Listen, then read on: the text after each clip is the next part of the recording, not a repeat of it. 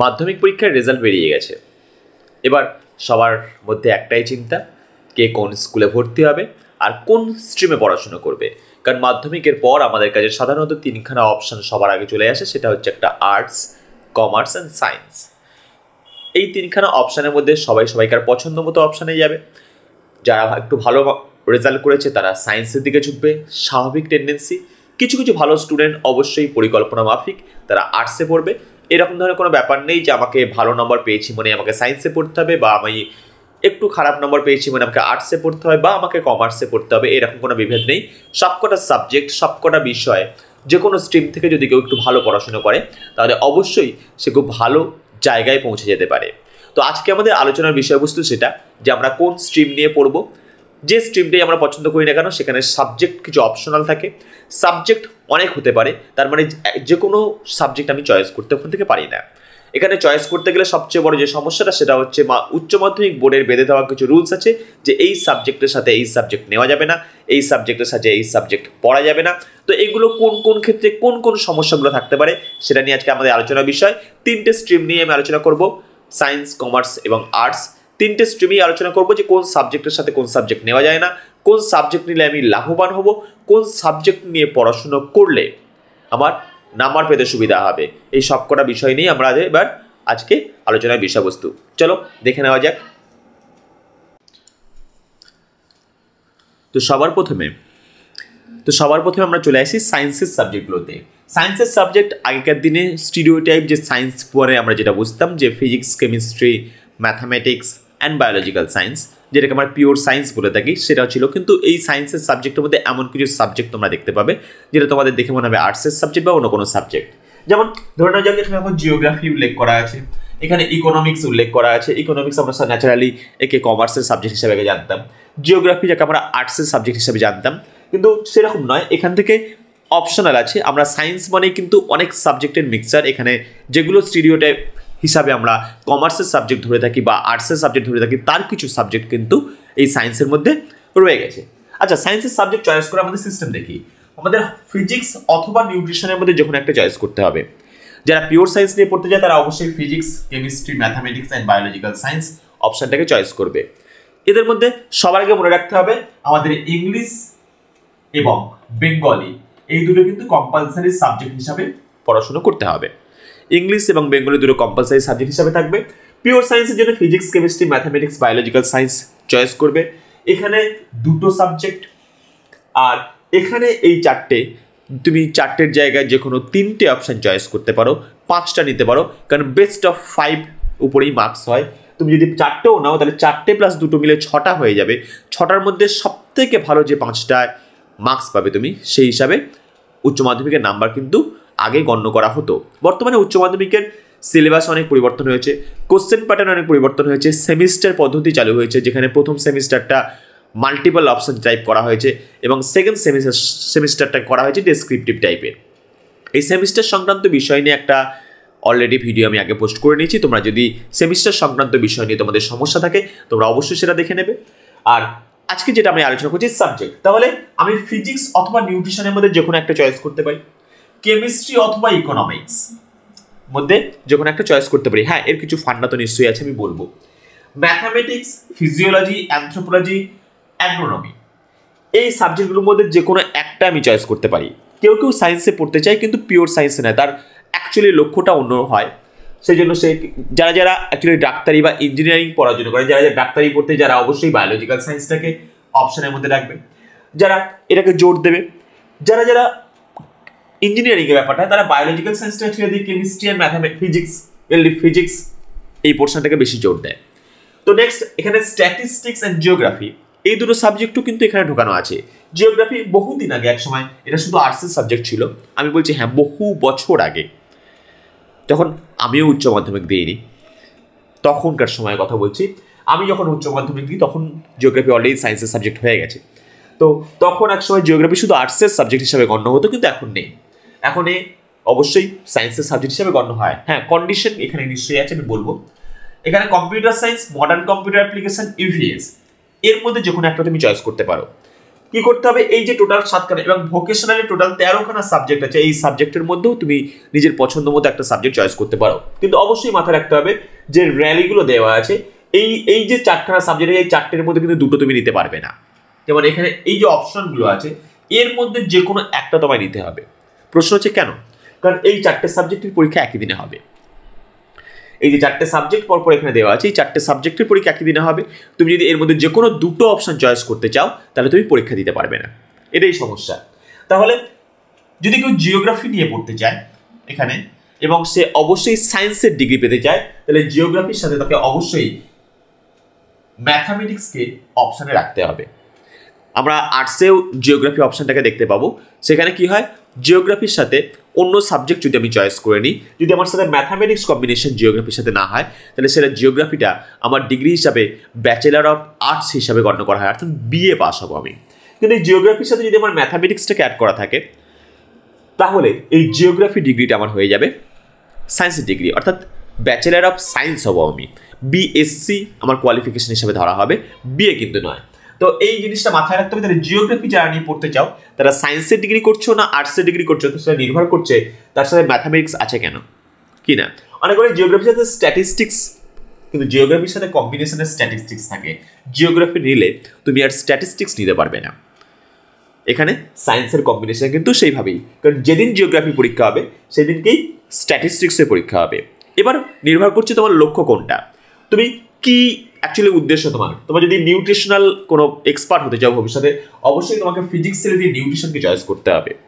তো এটা সম্পূর্ণভাবে নির্ভর করছে তোমার ইচ্ছার উপরে যে তুমি অ্যাকচুয়ালি কোন জিনিসটা নিয়ে ভবিষ্যতে বড় হতে চাইছো বা তোমার অ্যাকচুয়াল লক্ষ্য কি। হ্যাঁ, এই উচ্চ মাধ্যমিক জায়গাটাই এমন, মাধ্যমিক পরীক্ষাটা সম্পূর্ণ অন্য জায়গায় ছিল, কিন্তু উচ্চ মাধ্যমিক এমনই একটা জায়গা যেখানে তো কিন্তু তোমাকে তোমার লক্ষ্য স্থির করতে হবে। লক্ষ্য স্থির করতে হবে যে ঠিক তুমি কোন সাবজেক্টগুলোর কম্বিনেশনে আসতে চাইছো। তুমি যদি মেডিকেল লাইনে যাও তাহলে তোমার কাছে ক্লিয়ার কনসেপ্ট আছে। যদি তুমি ইঞ্জিনিয়ারিং লাইনে যাও অবশ্যই তুমি বায়োলজিক্যাল সায়েন্সটাকে ছেড়ে দিয়ে বাদবাকির উপরে বেশি নজর দেবে, মেনলি ফোকাস করবে ফিজিক্সের উপরে, কেমিস্ট্রি অবশ্যই থাকবে। কিন্তু ব্যাপারটা হচ্ছে যদি তুমি অন্য কোনো জিনিস যাও, এখন শুধুমাত্র পিওর সায়েন্স, বায়ো সায়েন্স এইরকম ধরনের কনসেপ্ট, শুধু ডাক্তার হবো, শুধু ইঞ্জিনিয়ার হবো, এই কনসেপ্টের মধ্যে সীমাবদ্ধ নেই। এখন এই নিউট্রিশনাল এক্সপার্ট বর্তমান যুগে এদের প্রচুর, এই ইকোনমিক্স, এদের একটা বিশাল ভ্যালু কিন্তু বর্তমানে বাজারে রয়েছে। বরং ডাক্তার ইঞ্জিনিয়ারদের যেমন ভ্যালু, ডাক্তারের চেম্বারের পাশে দেখতে হবে লেখা আছে নিউট্রিশনাল এক্সপার্ট।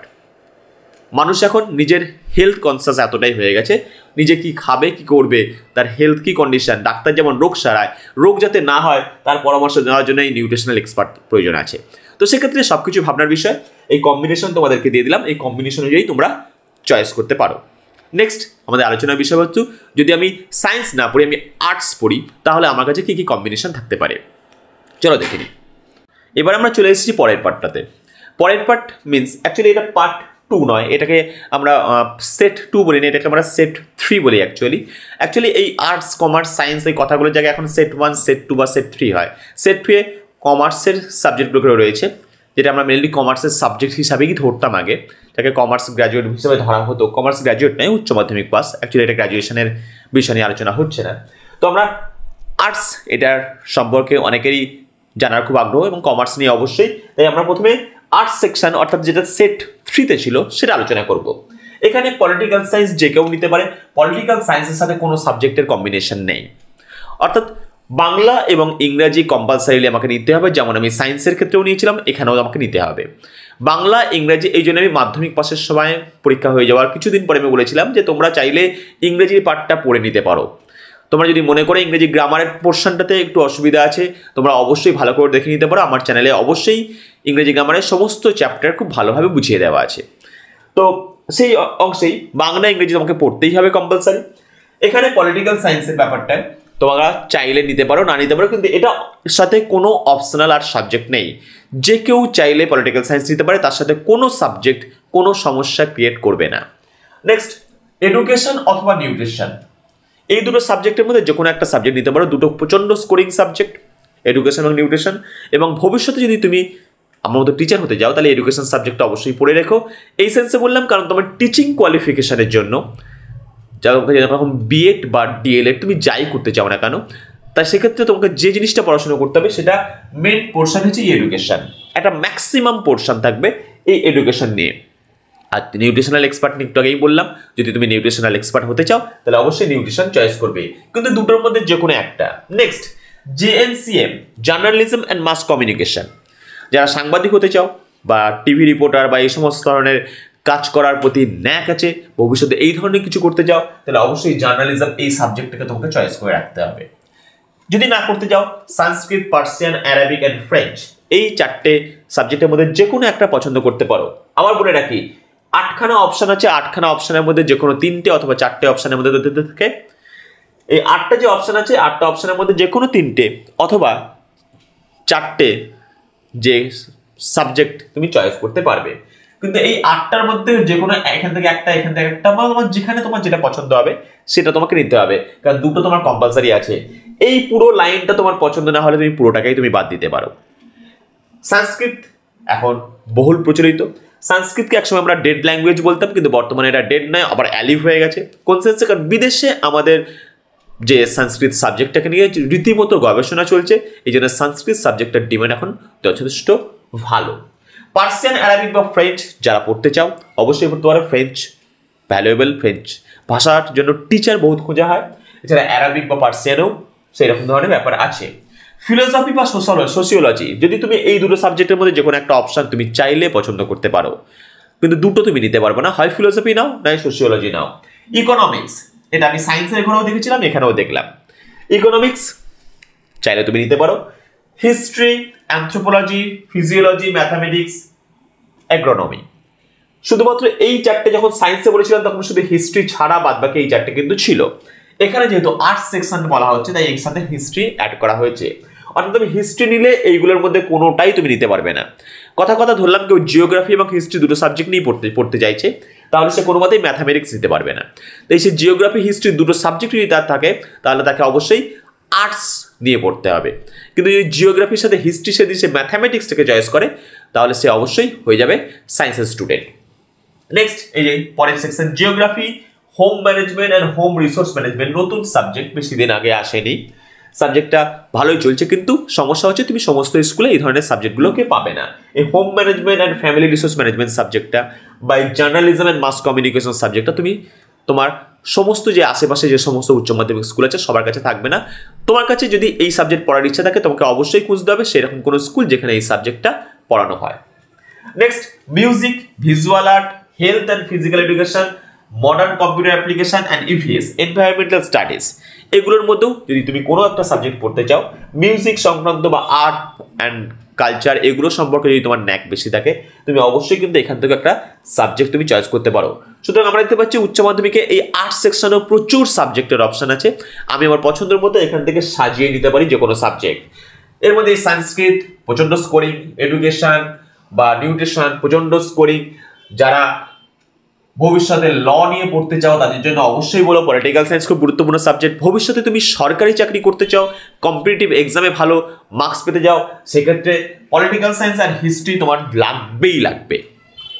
তুমি যদি বিসিএস করতে চাও, তোমার জীবনে যদি উদ্দেশ্য হয় বা আমি ইউপিএসসি পাস করব বা WBCS পাস করব, পিএসসি কোনো বড় পোস্ট বা ইউপিএসসি করতে চাই, তাহলে কিন্তু পলিটিক্যাল সায়েন্স আর হিস্ট্রি সাবজেক্টটা আমি বলবো তোমাকে চয়েস করে রাখাও দরকার, কারণ এই সাবজেক্ট দুটো তোমার ওই সময় খুব গুরুত্বপূর্ণ হয়ে দাঁড়াবে। আর যদি তুমি জিওগ্রাফিক্যাল কন্ডিশন, এই জিওগ্রাফি সাবজেক্টটাও সেক্ষেত্রে খুব ভ্যালুয়েবল, কারণ জিওগ্রাফি অফ ইন্ডিয়া বা যদি WBCS পড়তে যাও, geography of West Bengal special reference, geography of India special reference to West Bengal. যদি ইউপিএসসি, সেখানে জিওগ্রাফি গুরুত্বপূর্ণ ফ্যাক্টর, কারণ তুমি সিভিল সার্ভেন্ট হবে কিন্তু জিওগ্রাফি জানবে না, সেটা কখনোই সম্ভব নয়, বা হিস্ট্রি জানবে না, বা তুমি পলিটিক্স বোঝো না, সেগুলো সম্ভব নয়। অর্থাৎ তুমি কি করতে চাইছো তার উপর নির্ভর করছে তুমি কোন জায়গাটা যেতে চাইছো। অর্থাৎ আর্টস থেকে পড়লেই, আর্টস পড়া মানেই সেটা দুর্বল কোনো স্টুডেন্ট বা একটু কমার্স স্টুডেন্ট এরকম কোনো ব্যাপার নয়। এই আর্টস থেকেও কিন্তু তুমি বিশাল বিশাল ভালো পজিশনে পৌঁছে যেতে পারো। আর মিউজিক সংক্রান্ত বিষয় যদি তোমার ন্যাক থাকে তাহলে এখান থেকে তুমি মিউজিক সংক্রান্ত বিষয় চয়েস করতে পারো। এর সাথে 9 নম্বর অপশন আছে, অবশ্যই আছে ভোকেশনাল। সেই ভোকেশনালের ক্ষেত্রে যে 13খানা টোটাল সাবজেক্ট আছে, সেই 13টা সাবজেক্টের মধ্যেও যে কোনো একটা সাবজেক্ট তুমি চয়েস করতে পারো তোমার এই সাবজেক্টগুলোর মধ্যে থেকে। তাহলে আমাদের টোটাল অপশন থাকছে 9খানা। এই 9খানা অপশনের মধ্যে যেখানে যেখানে কম্বিনেশন আছে, এই কম্বিনেশন থেকে আমি একটা করে সাবজেক্ট চয়েস করতে পারি। ওকে, চলো দেখে নিই কমার্সে কোন কোন সাবজেক্টগুলো আছে। সো এবার আমাদের আলোচনার বিষয়বস্তু হচ্ছে কমার্স বলে যেটা আমরা বুঝি, সেই কমার্সের মধ্যে কোন কোন সাবজেক্টগুলো আছে এবং তার জন্য কী কী কম্বিনেশন আমি পেতে পারি। লোকে বলে কমার্স সাধারণত একটা টেন্ডেন্সি ছিল, কমার্স সাধারণত ছেলেরা পড়তে চাইতো না, যে সায়েন্স নিয়ে ভালো ছেলেরা চলে গেছে, বাকি ছেলেরা আর্টসে পড়ে রয়েছে বা কমার্সে পড়ে রয়েছে, যারা আর্টস পেলো না তারা কমার্সে গেল, এরকম ব্যাপার। কিন্তু তুমি একটা প্লেন সহজ কথা ভেবে দেখো, একজন সেন্ট্রাল অডিটের তার স্যালারি কত হতে পারে, বা একজন এই বিজনেস ম্যানেজমেন্টে কাজ করে কোথাও কোনো একটা ভালো পোস্টে, সে কত টাকা ইনকাম করতে পারে। তো বিষয়বস্তুটা কোনোটাই বললাম, সব প্রথমেই আমি যে কথাটা বললাম যে কোনো সাবজেক্ট ছোট নয়, বা এই সাবজেক্টগুলোর উপরে কিন্তু জীবনে হিউজ হিউজ উপরে চলে যাওয়া যেতে পারে, মানে জীবনে তুমি প্রচুর উন্নতি করতে পারো কমার্সের এই সাবজেক্টগুলোকে। এখান থেকেও তুমি অপশনাল হিসাবে সাবজেক্ট পছন্দ করেও। প্রথমেই আছে একদম অ্যাকাউন্টেন্সি, এই সাবজেক্টটা নিয়ে বলার কিছু নেই, অ্যাকাউন্টেন্সি খুবই গুরুত্বপূর্ণ একটা সাবজেক্ট। নেক্সট হচ্ছে বিজনেস স্টাডিজ, প্রচণ্ড বহুল জনপ্রিয়, কারণ ভবিষ্যৎ আমরা দেখতে পাচ্ছি এটা সরকারি সেক্টর, গভর্নমেন্ট সেক্টর, এই সেকশনটা একসময় বলে কোনো কিছু থাকবে না, টোটালটাই চলে যাবে কর্পোরেটের আন্ডারে। বিজনেস মেন বিষয়বস্তু হচ্ছে যদি জীবনে প্রচুর বড় উন্নতির কোনো লক্ষ্যমাত্রা হয়, বিজনেস তার মধ্যে সব থেকে উপরে, ব্যবসার থেকে বড় কিছু হয় না। তো সেক্ষেত্রে যদি তুমি বড় ব্যবসায়ী হতে যাও, তোমাকে বিজনেস স্টাডিজ অবশ্যই জানতে হবে, বিজনেসের ট্যাকটিক্স তোমাকে বুঝতে হবে। সো এখানে বিজনেস স্টাডিজ রয়েছে।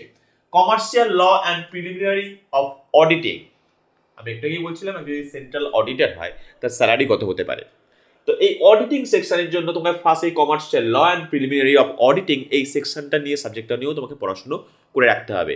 বললাম লক্ষ্য তোমার কোনটা, তুমি কিছু কম নাম্বার পেয়েছো কমার্সে, দেখছো স্কুলে ভর্তি হওয়ার জন্য কমার্সের জন্য নাম্বার সব থেকে কম চাইছে, ভাবছো জীবন শেষ হয়ে গেল কমার্স নিয়ে পড়তে হয়, একদমই নয়, তুমি এখান থেকে অনেক উপরে যেতে পারো। কস্টিং অ্যান্ড ট্যাক্সেশন, এই ট্যাক্স পোর্শন, কস্টিং এই জায়গাটা খুবই গুরুত্বপূর্ণ। ট্যাক্সের কাজ করানোর জন্য বড় বড় লোক মানুষ খুঁজে বেড়ায় যে ট্যাক্স করাবো, ইনকাম ট্যাক্স ফাইল করাবো, লোক চাই, ভালো লোক চাই। দেখো না, যারা যারা তোমার এলাকাতে খুঁজে দেখো, যারা যারা ইনকাম ট্যাক্সের কাজ করছে, কত লোক তার কাছে বসে আছে যে আমার ইনকাম ট্যাক্সের ফাইলটা করে দিন, আমার দোকানে একটা ইনকাম ট্যাক্স ফাইল বানিয়ে দিন, এটা করে দিন, ওটা করে দিন। বাড়ি বসে বসে তারা এত টাকা ইনকাম করছে কল্পনা করতে পারবে না। এছাড়া সেক্টর, গভর্নমেন্ট সেক্টরে এই সমস্ত জায়গায় কাজ তো তারা করছেই। নেক্সট ইকোনমিক্স, এটা নিয়ে বলার কিছু নেই, বারবার প্রতি বছরই দেখতে পাচ্ছি কত নোবেল আসছে ইকোনমিক্স নিয়ে, আমাদের দেশেও নোবেল রয়েছে। অর্থাৎ ইকোনমিক্স, এই অর্থনীতি খুব গুরুত্বপূর্ণ ফ্যাক্টর, কারণ আমাদের সমস্ত কিছুই নির্ভর করে আছে দেশের, আমরা সবসময় বলি অর্থনীতির উপরে। অর্থাৎ ইকোনমিক্স প্রচণ্ড ভ্যালুয়েবল একটা সাবজেক্ট। এতে রয়েছে কম্বিনেশন পরেরগুলো, modern computer application, environmental studies, health and physical education. এই কম্বিনেশন সব জায়গায় আছে, সায়েন্সের ঘরেও আছে, আর্টসের ঘরেও আছে, কমার্সের ঘরেও আছে। তুমি চাইলে এখান থেকেও তুমি চয়েস করতে পারো। ম্যাথামেটিক্স সব জায়গাতেই থাকে, সায়েন্সের ঘরেও আছে, আর্টসের ঘরেও আছে, কমার্সের ঘরেও আছে, আর বাকি রইল ভোকেশনালের 13খানা সাবজেক্ট। তো কমার্সের ক্ষেত্রে এই যে সাবজেক্ট কম্বিনেশনগুলো আছে, হ্যাঁ কম্বিনেশনটা হয়তো আর্টস তুলনায় একটু কম, ওখানে যেন সাবজেক্ট একটু বেশি ছিল, এখানে সাবজেক্ট একটু কম আছে, কিন্তু যে সাবজেক্টগুলো আছে প্রত্যেকটা সাবজেক্ট প্রচণ্ড ভ্যালুয়েবল সাবজেক্ট। হ্যাঁ, তুমি মাধ্যমিকে হয়তো কোনো কারণে নাম্বার কম পেয়েছো, তার জন্য বাধ্য হয়ে যদি তোমাকে কমার্স নিতে হয়, তুমি এটা নিয়ে মনোযোগ দাও। অবশ্যই তুমি অনেক যারা সায়েন্স বা আর্টস নিয়ে পড়ছে তাদের থেকে তুমি কোনো অংশে কম থাকবে না, বরং তাদের থেকে আরও অনেক উপরেও তুমি যেতে পারো, সেখানে কিন্তু কোনো সমস্যা নেই। সায়েন্স নিয়ে পড়েও অনেক ছেলে কিছু করতে পারেনি, কমার্স নিয়ে পড়ে অনেক ছেলে অনেক উপরে চলে গেছে, বা আর্টস নিয়ে পড়ে অনেক উপরে চলে গেছে, এরকম বহু বহু নিদর্শন রয়েছে। যাকে এই ছিল, এবার চলো ব্যাপার হচ্ছে মেন বিষয় 13খানা সাবজেক্ট ভোকেশনালসের সেই সাবজেক্টগুলো কী কী। এই সাবজেক্টগুলো দেখো পাশে লিস্টিংটা তোমরা দেখতে পাচ্ছ, এই যে লিস্টিং আছে, এই লিস্টিংয়ে এই যে 13খানা সাবজেক্ট আছে, এই 13খানা সাবজেক্ট হচ্ছে তোমাদের হচ্ছে ভোকেশনাল সাবজেক্ট হিসাবে গ্রাহ্য হয়। এই যে 13খানা সাবজেক্ট তোমরা দেখতে পাচ্ছ, এই 13খানা সাবজেক্টের মধ্যে যে কোনো একটা সাবজেক্টকে তুমি যে কোনো স্ট্রিম থেকে অপশনাল হিসাবে নিতে পারো, কিন্তু তাহলে তোমাকে কিন্তু উপরের কোনো একটা সাবজেক্টে ছাড়তে হবে। মানে টোটাল 5টা অথবা 6টা সাবজেক্ট তুমি চয়েস করতে পারবে, তার মধ্যে এই 13খানা সাবজেক্টের মধ্যে একটা সাবজেক্টও তোমার চয়েসের মধ্যে থাকতে পারে, সেটা তোমার ইচ্ছার উপর ডিপেন্ড করছে। তো সো বেস্ট অফ লাক, তোমার স্কুলে আশেপাশের স্কুলে কোন সাবজেক্ট পাওয়া যাচ্ছে সেই অনুযায়ী তুমি নিশ্চয়ই একটা ভালো কম্বিনেশন বানিয়ে ফেলেছো, অলরেডি মনে মনে বানাচ্ছ। আশেপাশে যারা আছে বাবা মা প্রতিবেশী বা আরও যারা এক্সপার্ট আছে তাদের কাছ থেকে পরামর্শ করে একটা সুন্দর কম্বিনেশন বানিয়ে নাও এবং ভালো ভবিষ্যতের জন্য অপেক্ষা করো। হ্যাঁ, ইংরেজি গ্রামার বা ইংরেজি সংক্রান্ত বিষয়ের জন্য আমার চ্যানেলের উপরে নজর রেখে দিও। সমস্ত ক্লাস 11 বা ক্লাস 12-এর সেমিস্টার পদ্ধতিতে কীভাবে ইংরেজি পড়তে হবে, সাবজেক্টগুলোকে ডিটেলস পড়িয়ে দেওয়া থেকে আরম্ভ করে তার খুঁটিনাটি বিষয়, তার শর্ট কোশ্চেন, ইভেন গ্রামাটিক্যাল সমস্ত বিষয়গুলো আমি এই চ্যানেলে তোমাদের জন্য পুরো ডিটেলসে আলোচনা করে দেবো। আরেকটা গুরুত্বপূর্ণ ব্যাপার, তুমি যদি চ্যানেলে আজকে নতুন হয়ে থাকো চ্যানেলটাকে সাবস্ক্রাইব করে দাও এবং বেল আইকনটিকে ক্লিক করে অল নোটিফিকেশনগুলো অন করে দাও এবং নিজের বন্ধু-বান্ধবের সাথে চ্যানেলটাকে শেয়ার করে রাখো। গ্যারান্টি দিয়ে বলছি তুমি নিশ্চয়ই উপকৃত হবে। এই চ্যানেলটা সম্পূর্ণ ফ্রি, এখানে কোনো পয়সা দিয়ে করানো হয় এমন কোনো কোর্স কিন্তু আমি করাই না, সম্পূর্ণ ফ্রিতে করাই। ওকে, ধন্যবাদ তাহলে তোমাকে।